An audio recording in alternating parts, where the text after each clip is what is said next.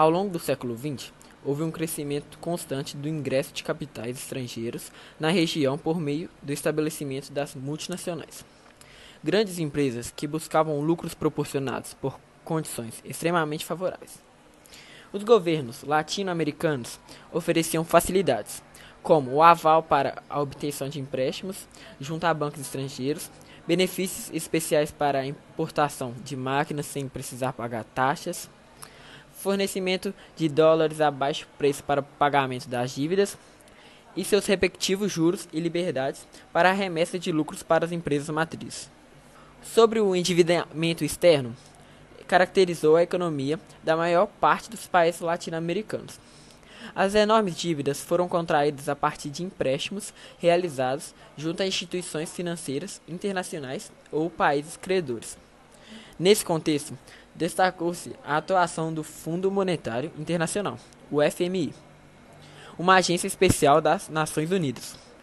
Fundada em 1945, com o objetivo de promover a estabilidade monetária e financeira do mundo, oferecendo empréstimos a países em dificuldades financeiras. Em troca, os países devedores assumiam o compromisso de perseguir metas macroeconômicas como o equilíbrio fiscal, a reforma tributária, a privatização e a redução de gastos públicos. Agora falando um pouco sobre a representação latino-americana, este ideal de uma integração é bastante antiga. Na época dos movimentos pela independência, Simão Bolívar já apresentava seus projetos unificadores e se empenhou na busca de uma federação como instrumento de consolidação da emancipação e dos direitos dos povos do continente. A própria doutrina Monroe continha uma proposta de integração continental, que, no entanto, acabou se revelando como um instrumento da pretensão dos Estados Unidos de impor sua hegemonia na região. A respeito da integração econômica, podemos dizer que é o mesmo movimento de integração do continente. Inspirado pelo pan-americanismo, influenciou também a criação de organismos econômicos de incentivo ao intercâmbio comercial entre os países latino-americanos. Na segunda década do século XX, foram criados vários organismos, alguns de amplo alcance e outros de caráter mais restrito. México, a Revolução Mexicana. Em 1910, eclodiu a Revolução Mexicana, a primeira grande revolução social do século XX, cuja fase bélica se estendeu por uma década. Essa revolução envolveu largas parcelas da população, como a vertente camponesa, que foi uma das mais atuantes no processo revolucionário. O campesinato mexicano constituía a maioria da população do país, cerca de 80%, formado principalmente por indígenas e mestiços. A ditadura de Porfírio Dias, o Porfiriato. Na primeira década do século XX, o Estado mexicano permanecia sob longa ditadura de Porfírio Dias, eleito presidente do México em 1876, e que, desde então, obteve constantes reeleições por meio de fraudes eleitorais, uso da violência e compra de votos. E também, no início do governo, Dias precisou subjugar os caudilhos, ganhar o apoio do exército e procurar, junto aos bancos ingleses, empréstimos para concretizar o seu projeto de modernização do país. Competindo com ingleses, cresceu também a grande presença do capital estadunidense, interessado na mão de obra barata e farta do trabalhador mexicano diarista e nas terras férteis para o cultivo do algodão e abastecimento de suas indústrias manufatureiras. Além disso, havia o interesse estadunidense em participar na extensão da rede ferroviária e na prospecção de petróleo. A modernização do México provocou, ao mesmo tempo, o crescimento das grandes propriedades, o empobrecimento dos camponeses e dos trabalhadores das cidades, cujos salários foram diminuídos, significando, portanto, o aumento da miséria, do analfabetismo e da fome. Vivia-se uma aparente estabilidade social garantida pela violência das forças policiais, como os rurales. No entanto, as greves e as revoltas camponesas revelavam a crescente inquietação social contra o modelo capitalista consolidado no governo de Porfírio Dias. Seu governo também foi marcado pela transferência das terras comunitárias de origem indígena para os latifundiários ou para as empresas estrangeiras, por não se preocupar com a elaboração de uma legislação que regulamentasse as relações de trabalho nas fábricas e nas empresas mineradoras. Além disso, a liberdade de expressão era limitada. Eram altos os índices de analfabetismo e inflação, chegando ao ponto de seu governo não atender mais às necessidades dos grupos poderosos daquele período ditatorial. A crescente insatisfação e a liderança de Francisco Madeiro. Em 1910, Porfírio Dias continuava na presidência e seu mandato parecia não ter fim. A insatisfação das diversas camadas sociais também aumentava, resultando em manifestações contrárias ao governo. Primeiro manifestaram-se os mineiros e trabalhadores têxteis, depois os camponeses, seguidos por setores descontentes do exército, pelas lideranças políticas oposicionistas e, finalmente, por vários outros segmentos que, apesar de suas diferenças, se uniram contra o ditador, até a sua derrubada em 1911. Em meio a esse variado grupo de descontentes, destacou-se uma nova liderança política na figura do jovem advogado Francisco Madeiro, filho de uma das mais ricas famílias do país. O aumento das manifestações e de insatisfação levou o ditador a promover novas eleições, dando esperança aos mexicanos de que, aos 80 anos, deixaria o poder. Entretanto, Porfírio Dias lançou-se mais uma vez candidato à reeleição, o que reforçou o apoio de amplos setores da sociedade mexicana à ação armada contra a ditadura.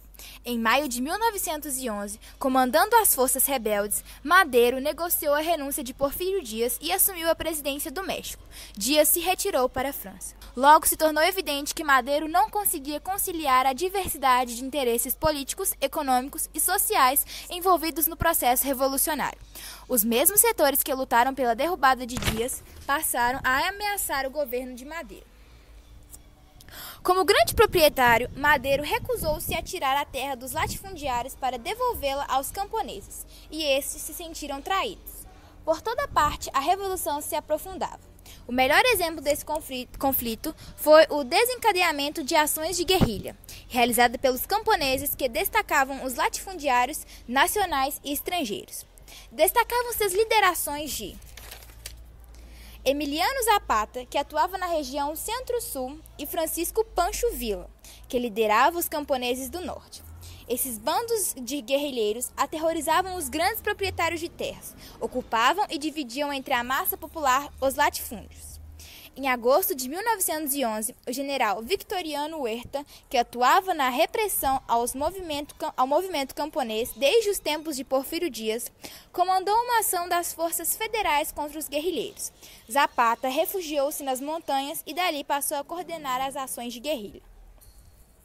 Meses depois, Zapata tornou público o Plano de Ayala, no qual demonstrava sua pretensão de estabelecer uma radical distribuição de terra aos camponeses, sob o lema Terra e Liberdade. A reforma agrária era o eixo central desse documento, que propunha a nacionalização dos bens capitalistas e dos fazendeiros, denunciava Madeiro como traidor e convocava os trabalhadores do campo a governarem eles mesmos, com as armas na mão, sem obedecer a ninguém. A disputa política entre Huerta e Carranza. As dificuldades encontradas pelo novo governo em conciliar tantos interesses divergentes, além da reação da classe dominante, que se organizou com o auxílio do embaixador dos Estados Unidos, levaram ao desgaste de Madeiro, que logo perdeu o controle da situação. Em fevereiro de 1913, o general Huerta, contando com o apoio de outros oficiais e do embaixador estadunidense, depôs Madeiro, que foi assassinado 3 dias depois. Alguns fazendeiros que haviam apoiado a derrubada de Dias levantaram-se contra Huerta em defesa da revolução, como foi o caso de Venustiano Carranza, que se tornou um dos líderes do movimento, convocando o país às armas. Nesse momento, o país ficou dividido. Parte do exército atendeu à convocação de Carranza, juntando-se aos constitucionalistas, enquanto outra parte apoiou Huerta. Teve início uma sangrenta guerra civil, alimentado pela intervenção estadunidense. Em julho de 1914, Huerta foi derrubado, sendo substituído por Venustiano Carranza, que prometeu a elaboração de uma nova Constituição. Emiliano Zapata e Pancho Villa, os principais líderes revolucionários, apoiaram o exército constitucionalista, comandado por Carranza. Mas, em pouco tempo, perceberam a Revolução de Carranza não era a deles. Carranza não se comprometia com as reformas sociais. Sua intenção era chegar à presidência e dar continuidade à Revolução Política. Além disso, Carranza viu o Exército do Sul, comandado por Zapata, com extremo preconceito, considerando os zapatistas uma força de tradição colonial indígena, enquanto eles mesmos apresentavam como os representantes do progresso. A ação de Zapata e Villa em favor da Revolução Social. Em agosto de 1914, um manifesto do Comando Zapatista rejeitou qualquer solução pela via eleitoral, afirmando que o camponês se lançou à revolta não para conquistar ilusórios direitos políticos, mas para obter um pedaço de terra que lhe há de proporcionar alimento e liberdade. Zapata e Villa marcaram um encontro para discutir sua participação no novo governo, que deveriam substituir o de Huerta. Os dois se reuniram em Xochimilco, próxima cidade de México, da qual Carranza foi expulso, refugiando-se com suas tropas no porto de Vera Cruz. Foi então que os dois líderes revolucionários entraram juntos na cidade do México, cada qual com suas tropas, dando a entender que iriam continuar a luta. Esse fato deixou clara a separação entre as revoluções políticas e sociais, ou seja, a social passou a se confrontar com a revolução política. Carranza não deu mais trégua a Villa e Zapata. A revolução política chegou ao poder para combater com armas a revolução social. O governo de Carranza e a Constituição de 1917. A emergência das massas na cena política mexicana obrigou o novo governo a incorporar importantes reivindicações de trabalhadores rurais e urbanos na Constituição de 1917. Assim, para consolidar seu poder, Carranza adotou uma Constituição de caráter liberal e reformista, tida como uma das mais avançadas do mundo na época, fato que permitiu ao governo obter um parcial controle do país. A Constituição garantia a reafirmação dos princípios do governo representativo, a divisão de poderes e os direitos individuais, expropriação de terras não cultivadas em favor dos ejidos, separação entre igreja e Estado com forte limitação da atuação da igreja, consideração dos recursos do subsolo como propriedade da nação, concedendo ao Estado pleno direito de explorá-los, elaboração de uma legislação de proteção ao trabalhador, que assegurava a jornada de trabalho de 8 horas, a proibição do trabalho de crianças e a indenização por tempo de serviço aos trabalhadores dispensados. Apesar das garantias da Constituição, na prática, muito tempo se passou até que ela resultasse em benefícios reais para a população camponesa. Assim, os camponeses continuaram lutando para que todas as terras tiradas pelos latifundiários lhes fossem devolvidas. Lutas sangrentas continuaram agitando o país. Em 1919, Emílio Zapata foi assassinado, vítima da traição de um coronel carranzista que simulou a intenção de aderir ao seu comando e lhe armou uma emboscada. Carranza não conseguiu atravessar o ano de 1920, pois foi deposto e assassinado quando tentava fugir do país. O México pós-revolucionário. A década de 1920 representou a última fase da Revolução no sentido da consolidação do movimento. Em 1928, foi dado um passo decisivo para a consolidação revolucionária, com a fundação do Partido Nacional Revolucionário. Entre 1934 e 1940, no período do governo de Lázaro Cárdenas, o qual foi considerado populista, a Revolução consolidou-se. Logo no início da administração de Cárdenas, foi adotado o Plano de Desenvolvimento, que deu ao Estado intensa participação na economia. Assim, coube ao Estado criar empresas, incentivar cooperativas, distribuir terras, promover obras de infraestrutura. Foi também adotada uma política nacionalista que resultou na estatização de todas as ferrovias do país, que eram em sua maioria estadunidenses. Cárdenas estimulou a organização da Confederação dos Trabalhadores Mexicanos e da Confederação Nacional Camponesa e procurou cumprir rigorosamente as leis sociais de 1917. Um dos grandes desafios do seu governo foi a execução de uma reforma agrária, distribuindo 18 milhões de hectares de terras a 750 mil camponeses. Assim, como reflexo da Revolução, sua ação provocou o único caso de reforma agrária realmente massiva na América Latina. Cárdenas concretizou um velho sonho de Zapata, com a fundação do Banco Nacional dos Ejidos, que devia dar assistência financeira às comunidades camponesas. Cárdenas foi sucedido pelo general Manuel Ávila Camacho, com o qual o ritmo das reformas diminuiu. O novo governo priorizou o desenvolvimento econômico, iniciando a estabilização do movimento revolucionário. Em 1946, o Partido Revolucionário Nacional foi transformado no Partido Revolucionário Institucional e passou a monopolizar o poder por meio de eleições, em que eram frequentes as fraudes. Houve novamente uma tendência à concentração da terra e o capital estadunidense voltou a penetrar no país, associando-se à burguesia local.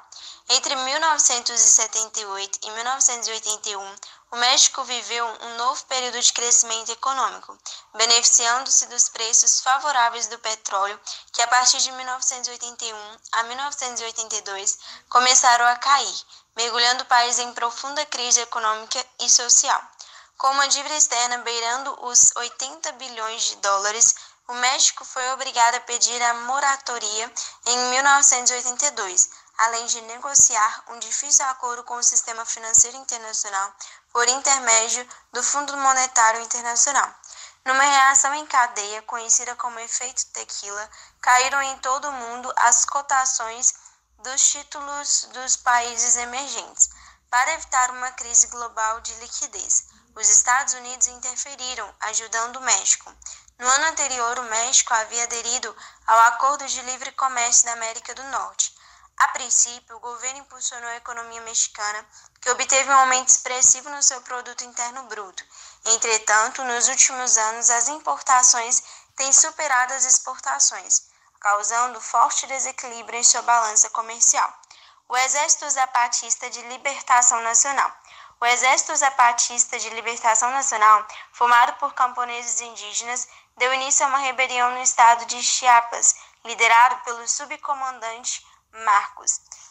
O movimento camponês de origem indígena, comandado pelo EZLN, tem entre suas reivindicações a luta pela garantia de terra, por melhores condições de vida para o campesinato, pela ampliação da democracia e da participação política das populações mais pobres. Revolução Cubana, que ocorreu em 1959. A Guerra de Independência entre 1895 e 1898, que rompeu os laços coloniais com a Espanha, transformou Cuba em um protetorado dos Estados Unidos com a imposição da Emenda Platt, o direito de intervenção militar dos estadunidenses no país. A Emenda Platt permaneceu em vigor até 1934. No contexto da política da boa vizinhança de Franklin Roosevelt, foi revogada. Do século XX, a economia continuou agroexportadora, baseada no latifúndio monocultor açucareiro, controlada pelo capital estrangeiro, que manteve a mesma situação de miséria da maioria da população, especialmente Dentre os ditadores cubanos, destacou-se Fulgênio Batista, que sofreu a primeira ação armada contra seu governo no quartel Moncada, em 1953, fato que ficou conhecido como o Movimento 26 de Julho.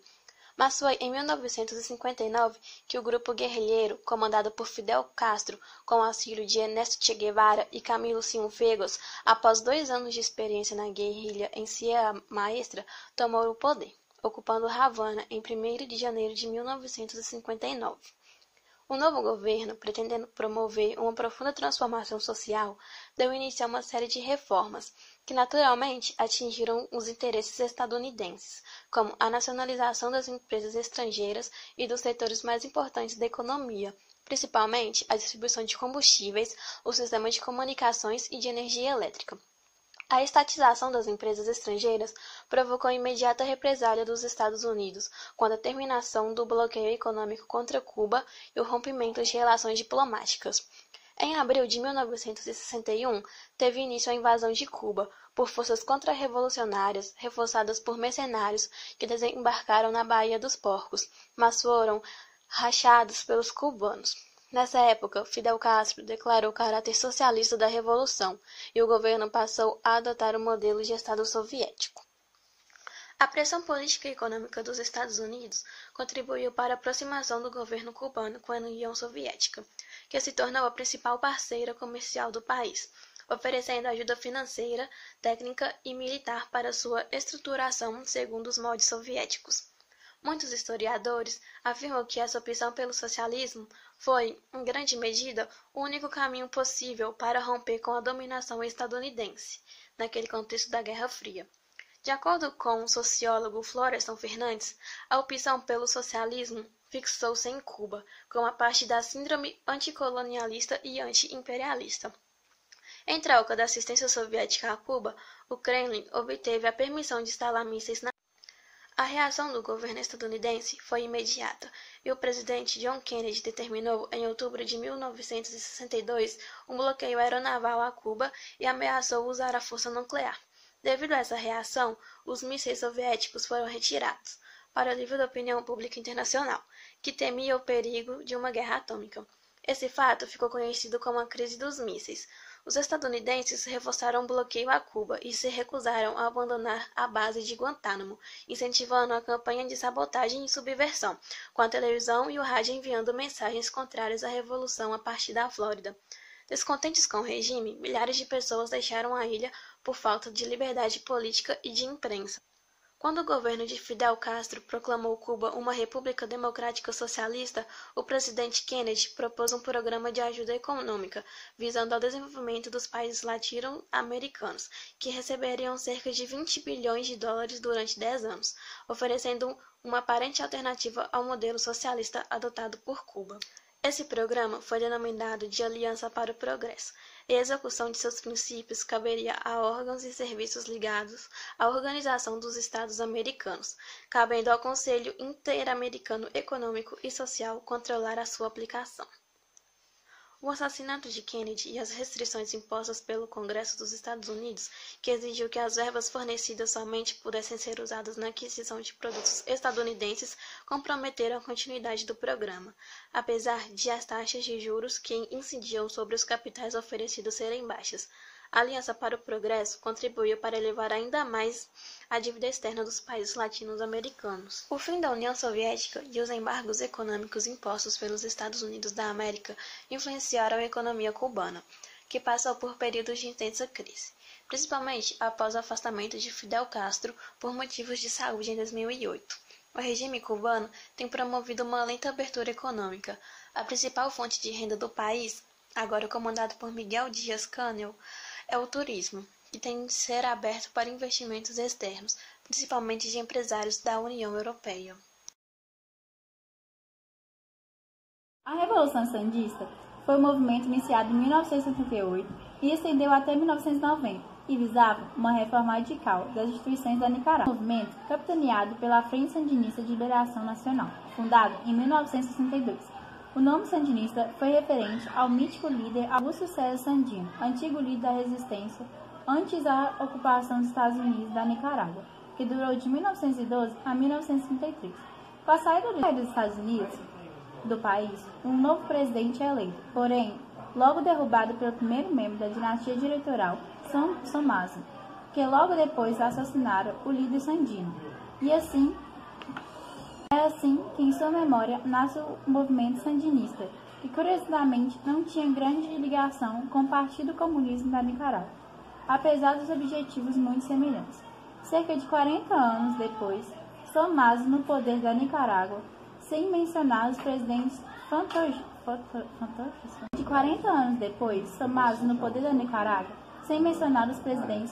apoiados pela família. Finalmente, em 1978, com a retirada do apoio norte-americano ao regime ditatorial, os sandinistas chegaram ao poder, depois de quase 2 décadas da violenta guerra. Salvador Allende era o presidente chileno eleito nas eleições presidenciais de 1970, com 36,63% dos votos. Ele foi um político socialista e sua candidatura recebeu o apoio de uma coalizão de partidos da esquerda. O Chile ficou conhecido como Unidade Popular. O governo de Allende ficou marcado pela grave crise econômica e pela polarização política existente no país. Após assumir o governo chileno, o presidente Allende colocou práticas suas medidas de socialização da economia. Para isso, foi iniciado um programa de reforma agrária no país e a nacionalização e estatização de bancos, minas de cobre e inúmeras grandes empresas que estavam instaladas no país. As medidas impostas por Allende trouxeram grandes insatisfações em grandes corporações instaladas no Chile, pois essas empresas e seus interesses econômicos em risco no país. Além disso, a política socialista implantada por Allende gerava o descontentamento dos Estados Unidos, que mantinham uma política e não aceitação do socialismo na América Latina. A partir disso, o governo de Allende passou a ser sabotado por ações de grupos internos e internacionais com o objetivo de provocar um enfraquecimento político. Algumas sanções à economia chilena foram implantadas pelos Estados Unidos, país que, secretamente por meio da Agência Central de Inteligência CIA, passou a apoiar grupos de oposição ao governo de Allende, com a intenção de desgastá-lo. O principal desses grupos de oposição pertencia à extrema-direita e era conhecido como Frente Nacionalista Pátria e Liberdade. Esse grupo praticava atos terroristas contra o governo de Allende. A atuação da CIA também financiou greves internas e áreas fundamentais com o objetivo de desestabilizar a economia chilena, como a greve dos caminhoneiros que aconteceu a partir de 1972. As restrições econômicas e as agitações internas financiadas pelos Estados Unidos levaram a uma desestabilização total da economia chilena. Em 1973, por exemplo, a economia do país estava próxima a alcançar 400% de inflação e o produto interno bruto estava em queda. Por fim, o último passo da conspiração contra Allende foi a formação de uma junta militar, que tramou a derrubada do governo. O principal nome dessa conspiração foi General Augusto Pinochet, comandante em chefe de exército chileno de agosto de 1973. Com a adesão de Pinochet, o golpe foi planejado para o dia 11 de setembro. No dia do golpe, o Palácio Presidencial La Moneda foi bombardeado por aviões e atacado por terra de combate pesadamente armados. O presidente Allende estava no palácio na hora do ataque e cometeu suicídio. Com isso, a junta militar que havia conspirado o golpe tomou o poder no Chile e iniciou um período ditatorial no país, que se estendeu até 1990. O golpe militar chileno surgiu uma tendência na América do Sul de implantação de ditaduras militares apoiadas pelos Estados Unidos com o objetivo de impedir o fortalecimento de grupos políticos de esquerda. Ditadura chilena.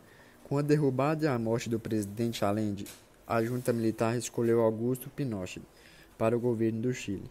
Pinochet permaneceu no cargo de presidente durante todo o período da ditadura chilena, ou seja, até 1990. Os anos desse regime ficaram marcados pela repressão e censura imposta e resultaram na morte ou desaparecimento de 3.065 pessoas e na tortura de 40.018 pessoas. Além de grande quantidade de pessoas que foram mortas ou torturadas nos anos da ditadura chilena, outros milhares de chilenos foram obrigados a sair do país para fugir da repressão.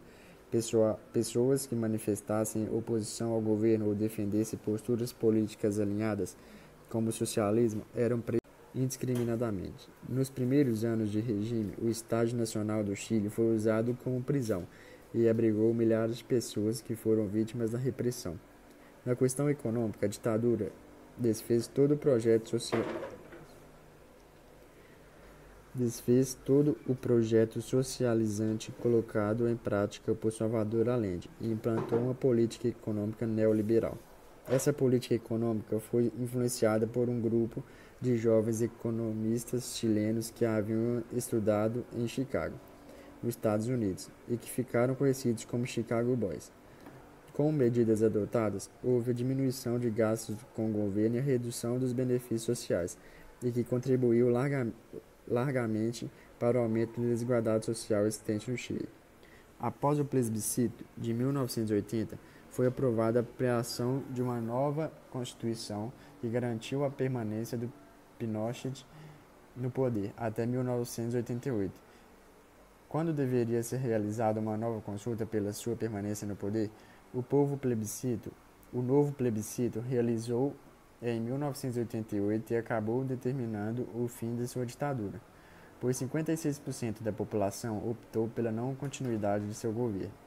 Com a derrota no plebiscito, o governo de Pinochet iniciou a transição para o novo período democrático. O militar manteve-se como senador vitalício após abandonar a presidência. A redemocratização do país levou a inúmeras renúncias e julgamentos de crimes cometidos por membros do governo. Pinochet manteve no cargo de senador vitalício até 1998, quando deixou em virtude na fragilidade de sua saúde. Posteriormente, ele foi preso e acusado de violação dos direitos humanos e crime de corrupção. Com desvio de dinheiro para contas secretas, no entanto, o ditador nunca foi colocado em julgamento. Na Argentina, o peronismo. Situação econômica e política na primeira metade do século XX. Após a Guerra do Paraguai, 1864-1870, a Argentina entrou em um período de importantes transformações econômicas e sociais. Houve uma intensificação da imigração estrangeira de origem europeia, promovendo o aumento do mercado urbano e as exportações de carne aumentaram. O grande volume de capitais estrangeiros que entrou no país foi aplicado em diversos setores econômicos, como a criação, a tecelagem, a indústria pesada e a expansão da rede ferroviária. A grande concentração da propriedade da terra provocava a concentração populacional urbana, principalmente em Buenos Aires. Essas inovações trouxeram mudanças sociais evidenciadas na ascensão da classe média e do proletariado urbano, os quais se dissociaram das oligarquias rurais e se organizaram na União Cívica Radical e no Partido Socialista. A UCR defendia uma política econômica mais nacionalista. Aproveitando-se das vantagens decorrentes da instituição do voto secreto e obrigatório, a União Cívica Radical chegou ao poder com Hipólito, que exerceu um mandato presidencial por 2 vezes, a primeira entre 1916 e 1922 e a segunda no período de 1928 a 1930. O projeto de reparação nacional de Hipólito defendia uma política de nacionalismo econômico e de combate às oligarquias.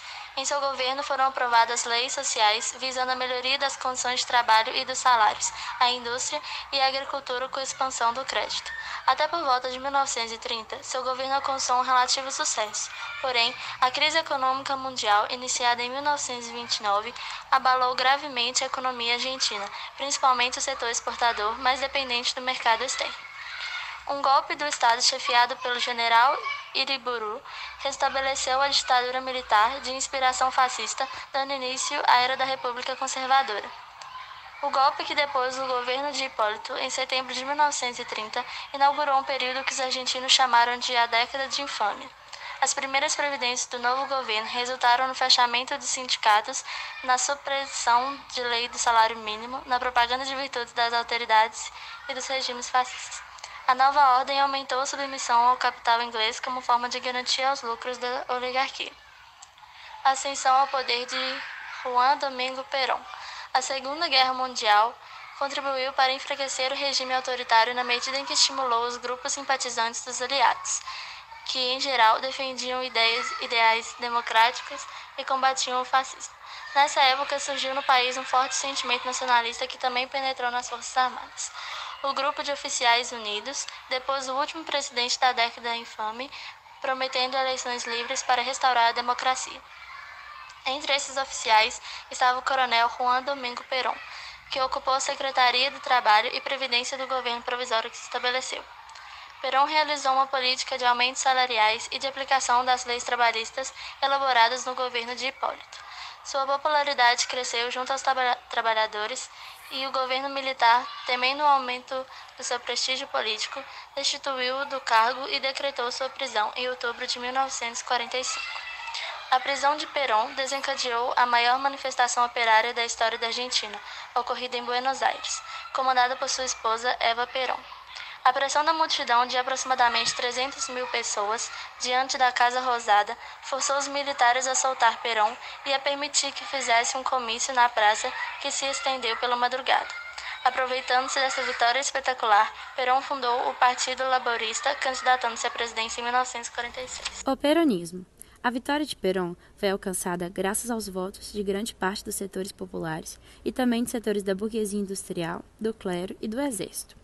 Com ela, iniciou-se a escalada do peronismo. O peronismo tinha como bases sociais e políticas o apoio decidido e organizado da classe trabalhadora, o apoio do exército e o apoio da igreja. O peronismo possuía características muito peculiares.